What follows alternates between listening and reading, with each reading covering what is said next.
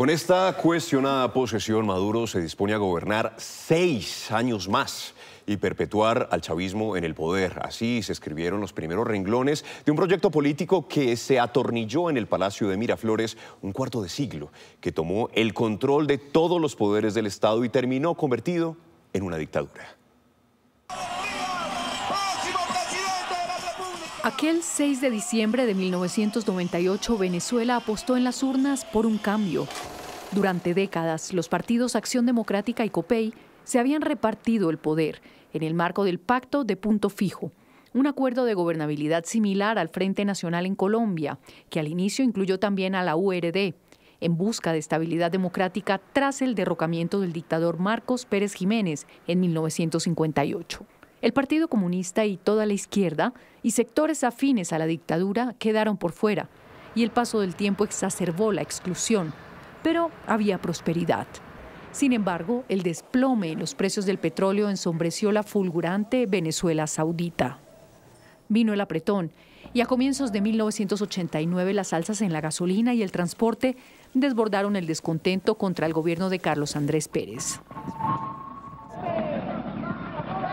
Las protestas del Caracazo y la posterior represión dejaron, según cifras extraoficiales, por lo menos 2.000 muertos. Desde entonces, las Fuerzas Armadas se dividieron. 3 años después, 5 tenientes coroneles, uno de ellos, llamado Hugo Chávez, intentaron sacar del poder por la fuerza a Carlos Andrés Pérez, pero fallaron en el intento. Nosotros acá en Caracas no logramos controlar el poder y vendrán nuevas situaciones y el país tiene que enrumbarse definitivamente hacia un destino mejor. La fracasada rebelión le costó a Chávez 2 años de cárcel. Después fue indultado por el presidente Rafael Caldera. Convertido en político, el dicharachero y también carismático líder del movimiento Quinta República prometía un cambio en favor del pueblo y muchos le creyeron. Sobre esta moribunda constitución haré cumplir, impulsaré las transformaciones democráticas necesarias. En efecto, Hugo Chávez cambió la constitución, amplió el periodo presidencial y estableció la reelección. Se iniciaba la revolución bolivariana. Las reformas desataron protestas y el 11 de abril de 2002, un grupo de militares y civiles afines intentaron cortar la revolución de un tajo. Anunciamos que nos declaramos en desobediencia legítima y desconocemos al régimen actual. Chávez fue retenido y depuesto, y el presidente de Fedecámaras, Pedro Carmona, asumió la presidencia, argumentando vacío de poder. Restablecer la efectiva vigencia de la Constitución de la República de Venezuela. Pero 2 días después, con el apoyo de militares leales, Chávez regresó y reasumió. Pero sigo siendo el rey. Había cultivado una profunda conexión con las clases populares, su base electoral. Les otorgó subsidios y millonarios programas de salud, educación y vivienda que redujeron la pobreza a la mitad en 8 años. Con un respaldo popular imbatible en 14 elecciones, se fue quedando en el poder y transformando el Estado a la medida de su proyecto, el socialismo del siglo XXI.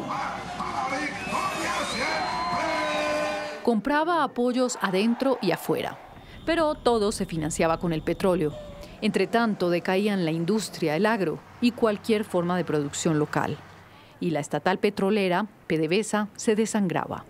La producción de crudo alcanzó en 2008 un pico de 3.500.000 barriles diarios y poco a poco se derrumbó hasta 400.000 barriles diarios por mala gestión y corrupción. Tanto que en el país que regalaba petróleo a sus aliados empezó a escasear la gasolina.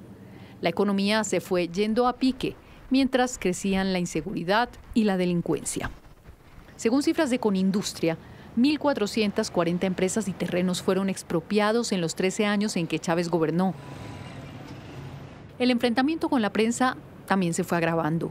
Cientos de emisoras, canales de televisión y periódicos fueron cerrados, comprados o expropiados. Decenas de periodistas detenidos, agredidos o exiliados. Ya aquejado por un cáncer, Hugo Chávez logró reelegirse una vez más en octubre de 2012, pero se topó con lo inesperado. Ustedes elijan a Nicolás Maduro como presidente de la República Bolivariana de Venezuela. Yo se los pido desde mi corazón.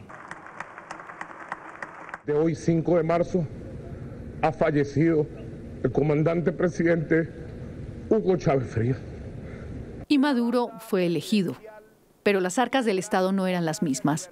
Llegaban las vacas flacas con la caída de los ingresos petroleros. Además, los malos manejos económicos desataron la hiperinflación. Y entre más crecían el descontento y las protestas, más se acentuaba la represión.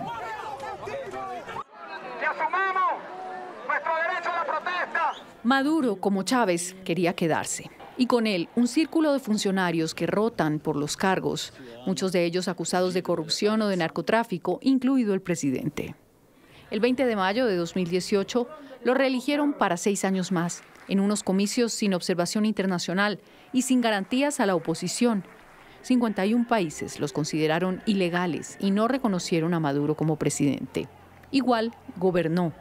Amparado por las Fuerzas Armadas y de Seguridad, acentuó el autoritarismo y la persecución, un periodo de crisis política, económica y humanitaria que llevó al éxodo a 7,5 millones de sus 30 millones de habitantes. Y volvió a pasar.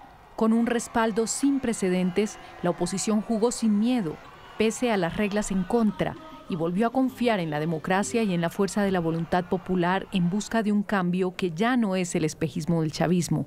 El rostro real es la dictadura.